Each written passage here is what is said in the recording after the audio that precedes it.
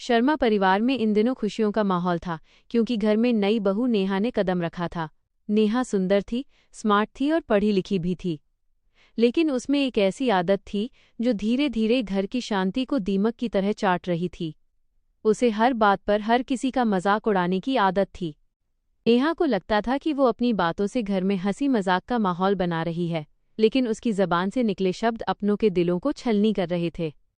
चाहे सास हो, देवर हो या पड़ोस के लोग, नेहा का तंज किसी को नहीं बख्शता था। सास को शर्मिंदगी होती, पर वे खामोश रह जाती। नेहा बेटा, चाय में चीनी डाल दी?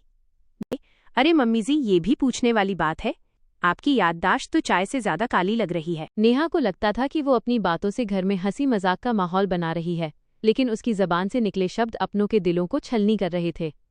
चाहे सास हो, देवर हो या पड़ोस के लोग, नेहा का तंज किसी को नहीं बख्शता था। सास को शर्मिंदगी होती, पर वे खामोश रह जाती। भाभी, नाश्ता बन गया? दो।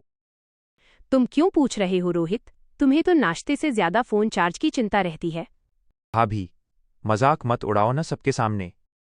अरे मैं तो मजाक में बोल रही हूँ, सीखो थोड़ी हास्य कला मुझसे। पड़ोसन का आना। बहू बेटा, ये लो घर की मिठाई। ओह, इतनी मीठी? आपने खुद बनाई या किसी से बनवाई?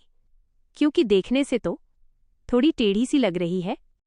जब पानी सिर से ऊपर निकल गया तो पिताजी ने उसे समझाने की कोशिश की, मगर नेहा अपनी हास्य कला के अहंकार में इतनी डूबी थी कि उसे अपनों की संवेदनशीलता ही कमजोर लगने लगी। पूरा परिवार बेबसी में चुप हो गया, पर कुदरत ने नेहा के लिए एक बड़ा सबक तैयार कर रखा था। नेहा, तुम सबका मजाक क्यों उड़ाती रहती हो? उड़ाते हुए? अरे पिताजी, मजाक से घर में हंसी आती है, और आप लोग तो कुछ ज्यादा ही सेंसिटिव हो। एक दिन नेहा की कॉलेज की सहेली साक्षी घर आई। नेहा ने अपनी आदत के मुताबिक अपनी धाक जमाने की कोशिश की, लेकिन साक्षी ने उसे वो आईना दिखाया जिसे नेहा सालों से नजरअंदाज कर रही थी।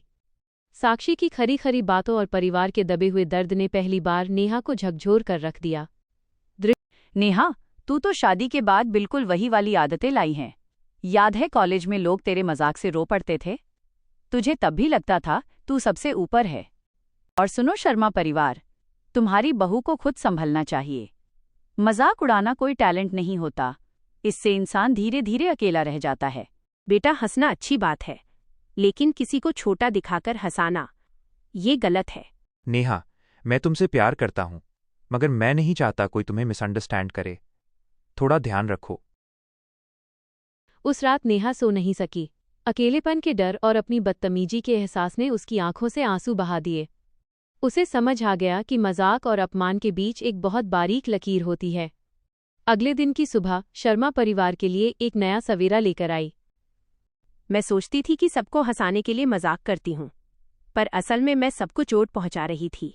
मेरा मजाक मजाक नहीं, बदतमीजी बन गया। सब लोग माफ कर दो। मैं सच में सोचती थी कि मैं घर में खुशियां ला रही हूँ, पर मैंने आपको दुख दिया। अब मैं किसी का मजाक नहीं उड़ाऊंगी, बस साथ हंसूंगी, किसी पर नहीं। बस यही चाहिए था बहू। अब हमारी कूल भाभी वाली स्टाइल में घर चलेगा। नेहा ने अपनी गलती सुधार ली। अब वो मजाक तो करती है, लेकिन ऐसा जिससे किसी का दिल न दुखे।